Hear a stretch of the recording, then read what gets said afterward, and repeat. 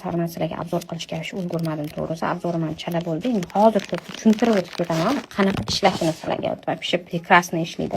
Xo'p, mana trenajyorimiz. Mana bu tushib yotibdi. Mana shu tushib yotgan narsaga kiradi va mana bu o'rtadagi dumaloq qism bor. Mana shu dumaloq qism hisobiga bu opusheniyalaringiz sizda ko'tarilishni boshlaydi. Yuradi bu ichingizda.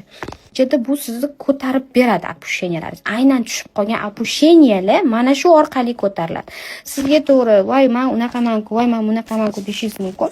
Ishoning, agar operatsiya bo'ladigan bo'lsangiz bor, cho'ntagingizga bor pulingizni olib chiqib berasiz. Undan ko'ra bu organlaringiz asrab qolishingiz kerak. Bu organlaringiz asrab qolish uchun bu eng zo'r usul.